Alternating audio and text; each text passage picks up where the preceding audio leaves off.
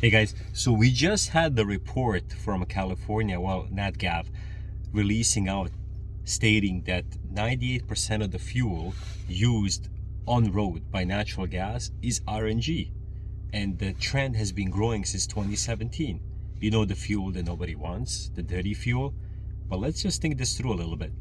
If hydrogen is obviously being pushed as a primary source of fuel, all on be all, how is it that RNG keeps gaining momentum? You have a fuel source that's available, the infrastructure that's in place. The source of RNG is a byproduct of the landfills.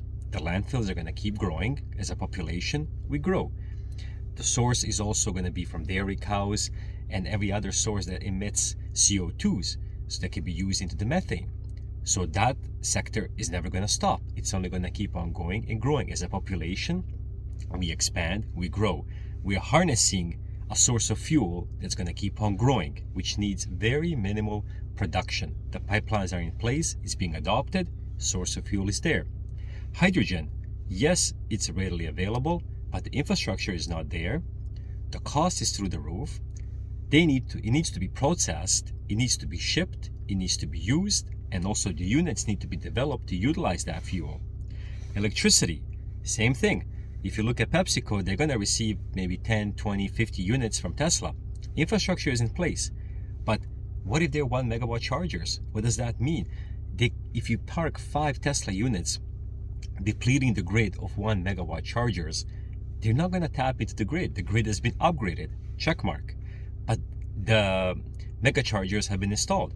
Check mark. But you still can't tap that much electricity even into an upgraded grid.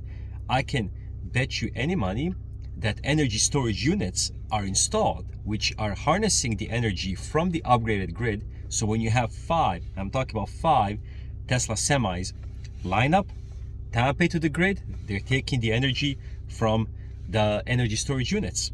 So how is the fleet supposed to adopt 10, 50, 100, 1,000 units and trying to deplete the energy source? So what are the fleets going to do when they're faced with the mandate? The mandate that tells them you need to reduce your carbon emissions. Am I going to go with electrical? And I'm only talking about long haul. Short haul is a different game. I can completely understand that. Long haul, are you going to tap into the grid to charge 50, 100 units? No. Are you going to go with hydrogen, which is out of the picture until 2030? No. Are you going to go with the fuel source that's there, sustainable, cheap, affordable, efficient? What are you going to go with? The reports are starting to trickle in, supporting the narrative of RNG, supporting the fact that RNG is fuel being used, utilized, and expanded on. UPS just had a report that they released that it tapped into the 4th largest infrastructure for natural gas. You're going to hear a lot more coming through for 2023. There's certain fuels that are used for long haul, certain fuels still being tested for short haul. Don't be surprised even if the electrical fleets that use electrical are not going to adopt it as quickly as everybody thinks. Hydrogen, you can forget about it. Europe has a different plan, trying to promote it, trying to push it. The landscape in the US is spread out.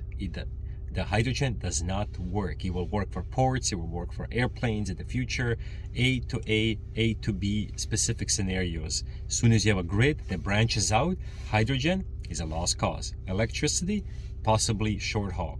Long haul, RNG. That's the only way we're going to meet the mandates. That is the only way the Hyliion is going to be ahead of the game and a first mover advantage. Cheers.